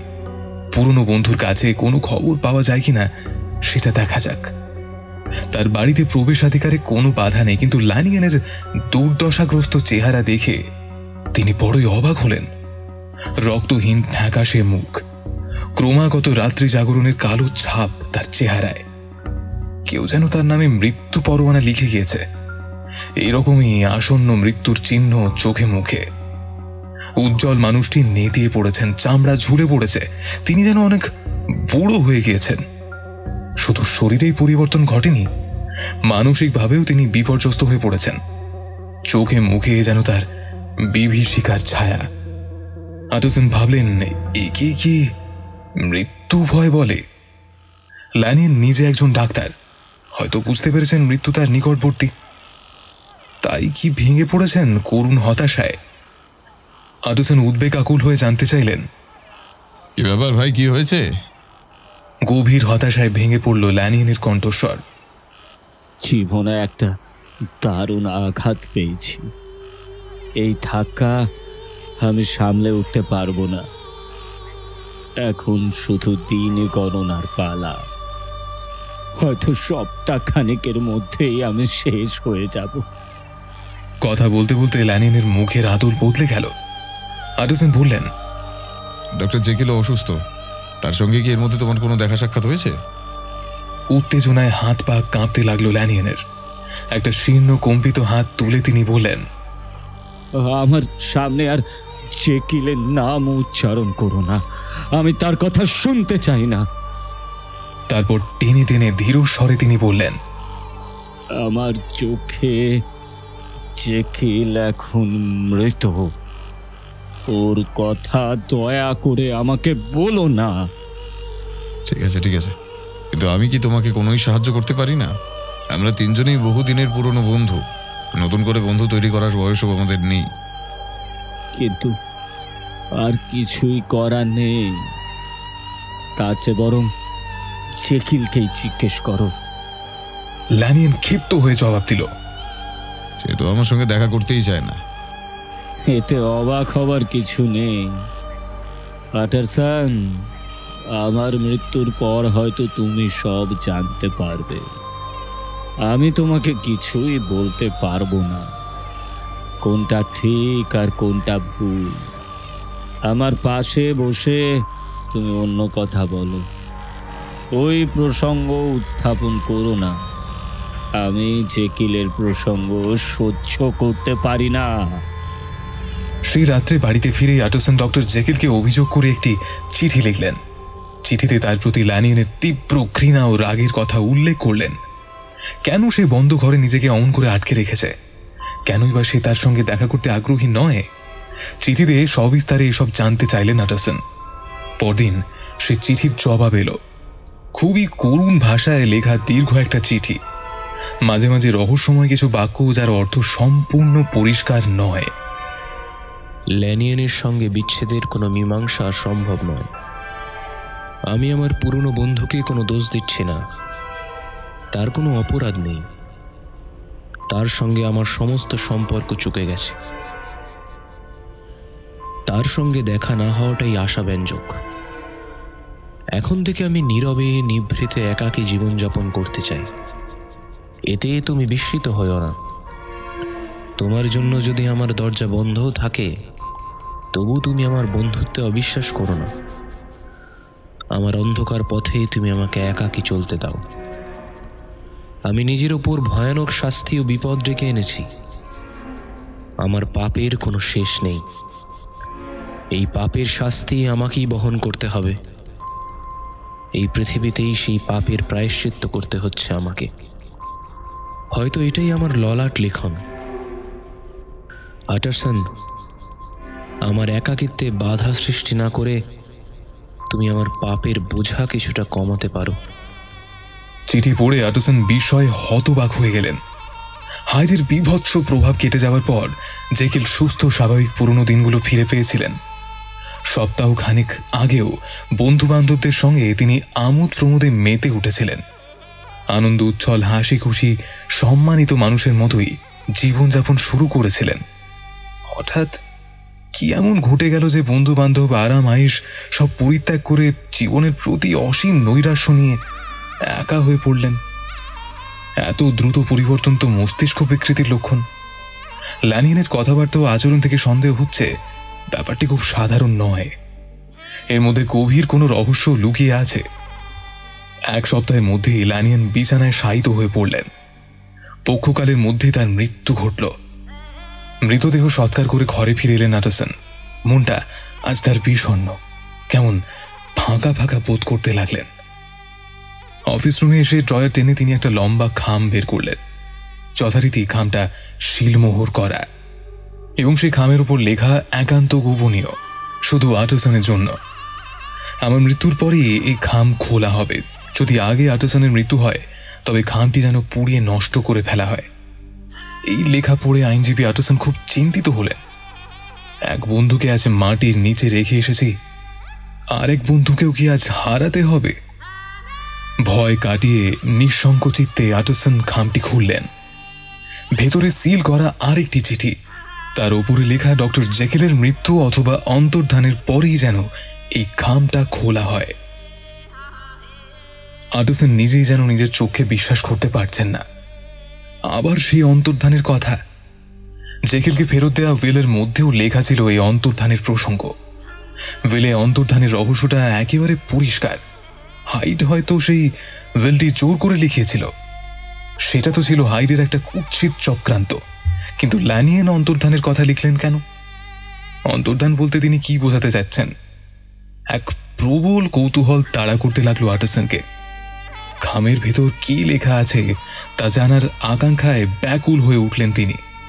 কিন্তু পেশার প্রতি তিনি সৎ এবং মৃত বন্ধুর অনুরোধ রক্ষা করার জন্য অদম্য কৌতূহলকে তিনি দমন করলেন। খামটা সিন্ধুকের গোপনতম স্থানে আবার যত্ন করে রেখে দিলেন। কৌতূহলকে দাবিয়ে রাখা এক কথা, তাকে জয় করা আরেক কথা। সেই দিন থেকে জেকেলের ব্যাপারে কিছুটা আগ্রহ হারিয়ে ফেললেন আটারসন।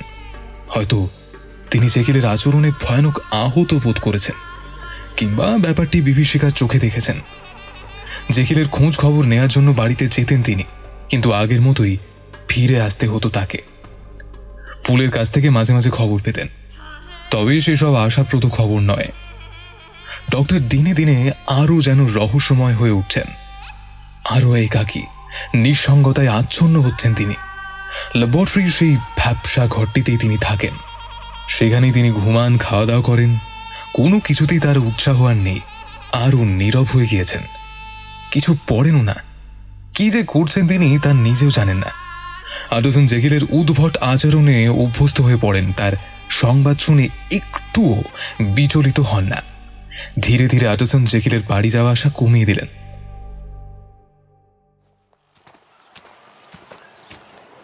কোনো এক রবিবার আটারসন তার দৈনন্দিন সান্ধ্য ভ্রমণে বেরিয়েছেন, সঙ্গে এনফিল্ড। বেড়াতে বেড়াতে তারা সেই গলির মুখে দাঁড়ালেন। সামনে এক দরজাওয়ালা জানালাবিহীন সেই রহস্যময় অদ্ভুত বাড়িটার সামনে এসে কিছুক্ষণের জন্য মৌন হয়ে দুজনেই দাঁড়িয়ে রইলেন। এনফিল্ড বললেন, যাক, শেষ পর্যন্ত বাঁচা গেছে। হাইডের জন্য আমাদের আর চিন্তা করতে হবে না। আটারসন জবাব দিলেন, আমারও তাই মনে হয়। হয়তো সে নিরুদ্দিষ্ট হয়েছে, যেন হয়তো একদিন আমিও দেখা পেয়েছিলাম হাইডের।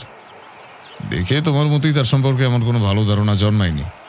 লোকটা যেন কেমন ভয়ঙ্কর, বিভৎস তার চেহারা। ওকে দেখলে সকলেরই একই ধারণা হবে। প্রসঙ্গ পাল্টে এনফিল্ড বললেন, জানেন আমি কিরকম গাধা? এই বাড়িটা যে জেকিলেরই বাড়ির পেছনের অংশ, কিছুদিন আগে মাত্র সেটা জানতে পেরেছি। জেনেছো যখন ভালোই করেছো। চলো তাহলে ভিতরে ঢুকি, জানলা দিয়ে তাকিয়ে দেখি দেখা যায় নাকি কিছু। সত্যি বলছি, দুর্ভাগা জেকিলের জন্য আমিও উদ্বিগ্ন। আমার মনে হয় বন্ধু বান্ধবদের মুখ দেখলে বেচারা কিছুটা ভালো বোধ করবে। বাড়ির প্রাঙ্গণটা ভেজা, স্যাঁতস্যাঁতে। বাইরে তখনও অস্তমান সূর্যের শেষ আলোক মালা মিলিয়ে যায়নি, কিন্তু ভেতরে এরই মধ্যে ম্লান অন্ধকার। তিনটে জানালার মধ্যে মাঝখানেরটা একটু খোলা। আটারসন সেদিকে তাকিয়ে দেখলেন একটু মুক্ত আলোর প্রত্যাশায় অপরিসীম বিষণ্ণ বদনে বন্দি কয়েদির মতো ডক্টর জেকেল জানলার পাশে বসে আছেন। আটারসন নিচ থেকে চেঁচিয়ে উঠলেন, এই যে জেকেল, কেমন আছো এখন? ভালো তো? ডক্টর ক্ষীণ কণ্ঠে জবাব দিলেন, আমার দুর্বলতা এখনো কমেনি, আমি ভালো নেই। ঈশ্বরকে ধন্যবাদ, হয়তো শিগগিরই সব চুকে যাবে। গাড়ির মধ্যে এমন সারাদিন চুপচাপ বসে থাকো কেন? বাইরে বেরোতে পারো না? এনফিল্ড বা আমার মতো একটু হাঁটাচলা না করলে শরীর সুস্থ হয়ে হবে কি করে? এসো, একটা মাথায় চড়িয়ে শিগগির নেমে এসো। আমাদের সঙ্গে একটু হাঁটাচলা করলে ভালো লাগবে তোমার। তুমি ঠিক কথাই বলেছ বন্ধু, হাঁটতে আমিও খুব পছন্দ করি, কিন্তু না, সেটা আর সম্ভব নয়, সে সাহসও আমার নেই। আটারসন, তোমাদের দেখে খুবই খুশি হয়েছি আমি। তোমাকে এবং এনফিল্ডকে আমি ভিতরে আসতে বলতাম, কিন্তু জায়গাটা তোমাদের জন্য একেবারেই উপযুক্ত নয়। তাতে কি হয়েছে? আমরা বরং এখান থেকে তোমার সঙ্গে গল্প করি। আমিও সেটাই অনুরোধ করতে চাইছিলাম। ডক্টরের মুখে প্রাণবন্ত হাসির রেখা, কিন্তু তা ক্ষণস্থায়ী, মুহূর্তের জন্য। পরক্ষণেই তার মুখ থেকে হাসির রেশটুকু মিলিয়ে গেল। প্রচণ্ড ভীতি ও গভীর নিরাশায় আচ্ছন্ন হয়ে গেল তার মুখমণ্ডল। এক পলকের জন্য আটারসন ডক্টরের ভয়াল করুণ মুখখানা দেখতে পেলেন। তারপরেই সশব্দে জানালাটি বন্ধ হয়ে গেল। সবকিছু দেখে আটারসন ও এনফিল্ডের বুকের রক্ত যেন জমাট বেঁধে গেল। দুজনে নীরবে সেখান থেকে ফিরে এলেন। দুজনকেই অত্যন্ত মলিন ও ক্লান্ত দেখাচ্ছিল। কারোর মুখে কোনো কথা নেই। রাস্তা ধরে কিছু দূর হাঁটার পর আটারসন দীর্ঘ নিঃশ্বাস ছেড়ে শুধু বললেন, ঈশ্বর আমাদের ক্ষমা করুন, ক্ষমা করুন।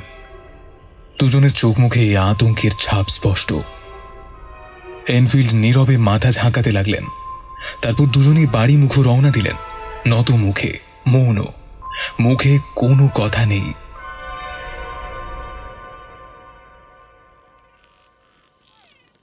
একদিন রাত্রে খাওয়া দাওয়া সেরে আটারসন চুল্লির কিনারে এসে বসেছেন, শরীরটাকে একটু উষ্ণ করে নেবেন। এমন সময় অযাচিতভাবে পুল এসে হাজির। কি ব্যাপার বোন, এত রাতে তুমি? পুলের দিকে এক মুহূর্ত তাকিয়ে আটারসন বললেন, তোমাকে অত শুকনো দেখাচ্ছে কেন? ডক্টরের কিছু হয়েছে কি? পুল বলল, কি আর বলবো, খুব গোলমেলে ব্যাপার চলছে সব। বসো এখানে। আটারসন তাকে বসার চেয়ার বাড়িয়ে দিলেন। আস্তে আস্তে সব বলো তো, ব্যাপারটা কি? ডক্টরের হালচাল তো কম বেশি আপনার জানাই আছে। নিজেকেই কেমন যেন বন্দি করে রেখেছেন। নির্বাসিত মানুষ এখন তিনি, কারো সঙ্গে কোনো কথা বলেন না। এসব আমার আর ভালো লাগে না। এখন আমি খুবই ভয় পাচ্ছি। কিন্তু কেন তোমার ভয় লাগছে? এর কারণ কি? পরিষ্কার করে বলো সব। গত এক সপ্তাহ ধরে আমি ভীত সন্ত্রস্ত। মনের মধ্যে ভয় নিয়ে এইভাবে দিন কাটানো আমার পক্ষে আর সম্ভব নয়। আটারসন খেয়াল করে দেখলেন পুলের চেহারার মধ্যেই ভয় ও শঙ্কার ভাব ফুটে উঠছে। সে নির্নিমেষ দৃষ্টিতে তাকিয়ে আছে নিচের দিকে। সে আবারও বলল আতঙ্কগ্রস্ত সুরে, আমি আর পারছি না। দেখো বল, এমন কিছু ঘটেছে যার জন্য তুমি ভয় পেয়েছো। নিশ্চয়ই কোনো কারণ আছে, সেটা কি খুলে বলবে আমাকে? কি আর বলবো, আমার মনে হয় কিছু একটা শয়তানি চলছে। উল্টো পাল্টা ব্যাপার স্যাপার। কি সেই ব্যাপার? সেটা বলার মতো সাহস বা শক্তি আমার নেই। কাঁপতে কাঁপতে পুল বলল, তার চেয়ে বরং আমার সঙ্গে চলুন, ব্যাপারটা নিজের চোখেই দেখবেন। আটারসন আর দেরি করলেন না। দ্বিধাহীন চিত্তে দ্রুত তিনি প্রস্তুত হয়ে নিলেন।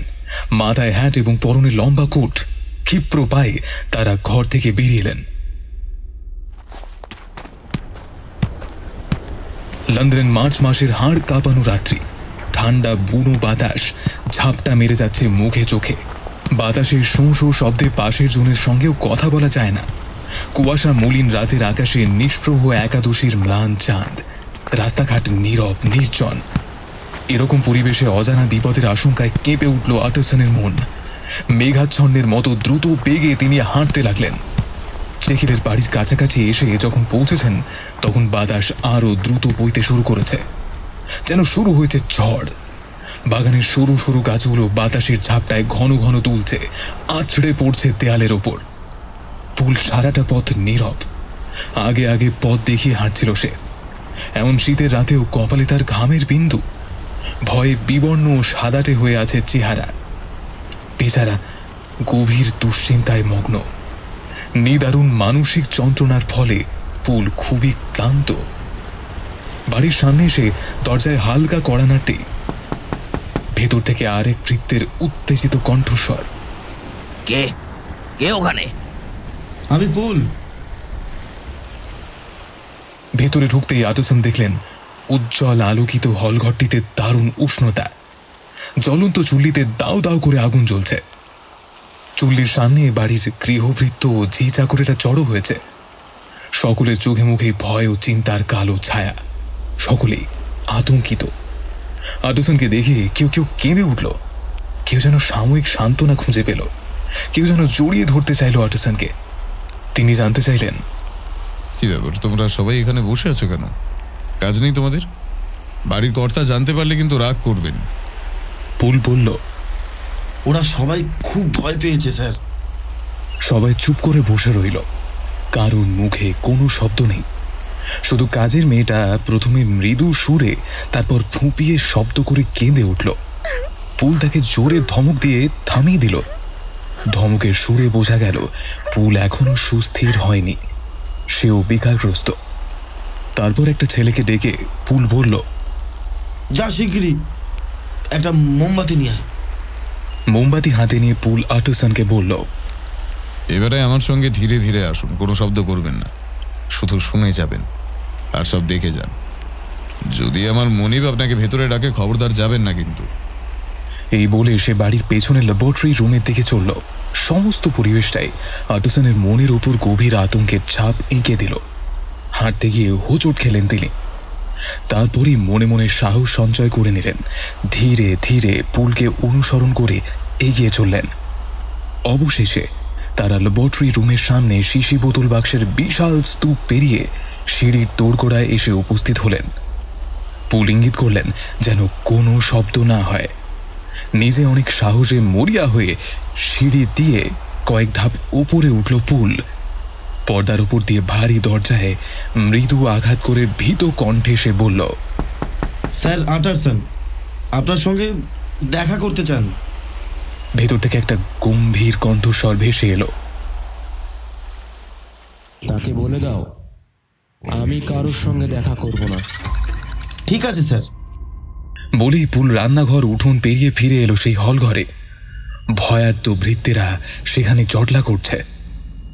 আটারসনের চোখের দিকে তাকিয়ে পুল বলল, স্যার গলার স্বর শুনে কি বুঝলেন? এ কি আমার মনিবের কণ্ঠস্বর? আটারসন নমনীয় কণ্ঠে জবাব দিলেন, না, গলাটা যেন খুব বদলে গেছে।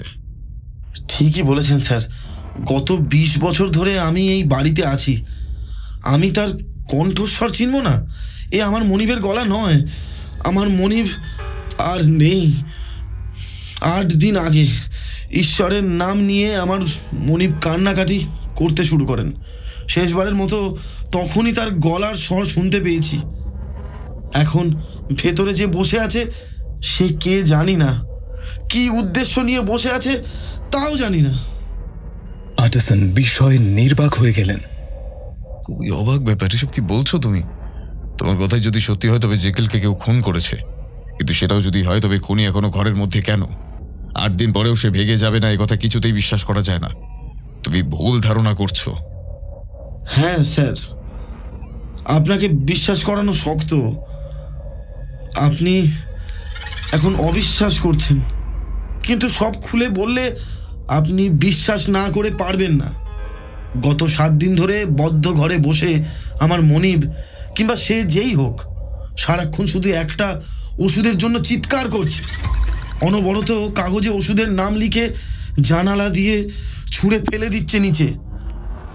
আমরা দিনে 3 বার করে বাইরে খাবার রেখে দিচ্ছি, কিন্তু সে আমাদের সামনে আসতে নারাজ।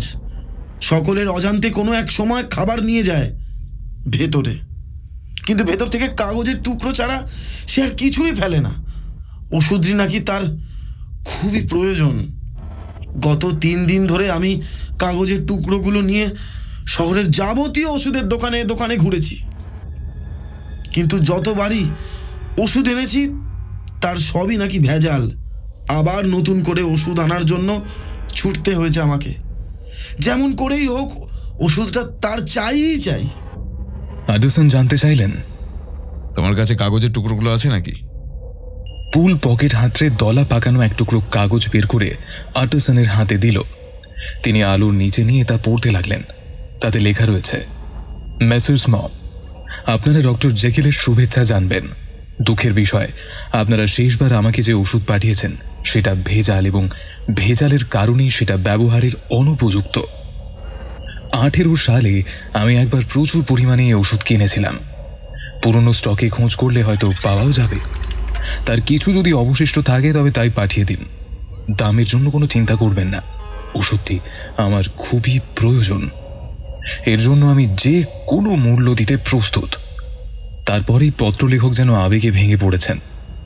ঈশ্বরের দোহাই, সেই ওষুধটি আমাকে খুঁজে দিন, আমাকে প্রাণে বাঁচান। আটারসন চিঠিটার কোনো মর্মোদ্ধার করতে পারলেন না। বললেন, আশ্চর্য চিঠি, কিন্তু তুমি এই চিঠি খুললে কেন? আমি খুলিনি, ওষুধের দোকানের লোকেরাই খুলে রাগ করে আমার মুখের ওপর ছুঁড়ে মেরেছে। কিন্তু হাতের লেখা তো ডক্টর জেকেলের বলেই মনে হচ্ছে। তা হোক, হাতের লেখাতে কি আসে যায়? ঘরের লোকটাকে আমি নিজে দেখেছি। দেখেছো মানে? তুমি তাহলে খুনিটাকে দেখেছো? হ্যাঁ স্যার। কি বলছো এসব? হ্যাঁ স্যার, আমি বাগান থেকে ল্যাবরেটরির দিকে যাচ্ছিলাম। পাশের ঘরে ঢুকে দেখি ওষুধের ভাঙা বাক্স প্যান্টরার মধ্যে একটা লোক। দেখলাম সেই ভাঙা বাক্স হাত রাখছে তিনি। আমাকে দেখেই বেদম চিৎকার করে উঠলেন। তারপর দ্রুত সিঁড়ি ডিঙিয়ে নিজের ঘরে নিয়ে দরজা আটকে দিলেন তিনি। এক পলকের জন্য তাকে আমি দেখেছিলাম, তাতেই আমার মাথার চুল খাড়া হয়ে গেছিল। মুখে তার মুখোশ আটা। তিনি যদি আমার মনিবই হবেন তবে মুখোশে মুখ ঢাকা কেন? আর আমাকে দেখেই চিৎকার করে ইঁদুরের মতন অমন দৌড় দেবেন কেন? তাছাড়া এক নিঃশ্বাসে কথাগুলো বলে পুল মুখে হাত চেপে আবেগ রোধ করতে চেষ্টা করলো। সম্পূর্ণ ঘটনাটাই যে আশ্চর্যের ব্যাপার, এতে আর কোনো সন্দেহ নেই। এখন ব্যাপারটা আমি পরিষ্কার বুঝতে পারছি। তোমার মনে হয়তো দুরারোগ্য কোনো ব্যাধিতে ভুগছেন, যাতে প্রচণ্ড যন্ত্রণা হয় এবং চেহারাও বিকৃত হয়ে যায়। এতে হয়তো গলার স্বরও বদলে যাওয়া অসম্ভব নয়। শরীরের এই পরিবর্তনে তিনি খুবই মুষড়ে পড়েছেন। নিজেকে লুকিয়ে রাখবার জন্য তাই মুখোশ ব্যবহার করেন, বন্ধু বান্ধবকে এড়িয়ে চলেন। নিজের স্বাভাবিক চেহারা ফিরিয়ে আনার জন্য উন্মত্তের মতো তিনি ওষুধ খুঁজে বেড়াচ্ছেন। হয়তো সেই ওষুধ ব্যবহারই তার সেরে ওঠার সম্ভাবনা রয়েছে। ঈশ্বর তাকে রক্ষা করুন। দুঃখজনক এরকম পরিস্থিতি থেকে তিনি যেন উদ্ধার পান। এরকম ঘটনা পৃথিবীতে ঘটা সম্ভব, এ নিয়ে অহেতুক ভয় পাওয়ার কিছু নেই। জেকেলের জন্য আমাদের আরও সহানুভূতির প্রয়োজন। পুল বিস্মিত দৃষ্টি মেলে আর্টিসানের কথা শুনছিল, তারপর বলল, যত যাই হোক লোকটা আমার মনিব নয়, কিছুতেই নয়। আমার মনিব লম্বা, দীর্ঘ ব্যক্তিত্ববান পুরুষ, আর ঘরের মধ্যে বন্দি ওই লোকটা খুবই বেঁটে ধরনের। আর্টিসান বাধা দিয়ে কিছু বলতে গেলেন। পুল সে কথায় কান না দিয়ে কাঁপতে কাঁপতে বলল, স্যার, 20 বছর পরে আমার মনিবকে নতুন করে চিনতে হবে। লোকটা আমার মনিব হতেই পারে না। ওই লোকটাই আমার মনিব ডক্টর জেকিলকে খুন করেছে। ঈশ্বরই জানেন লোকটাকে, সে নিশ্চয়ই খুনি।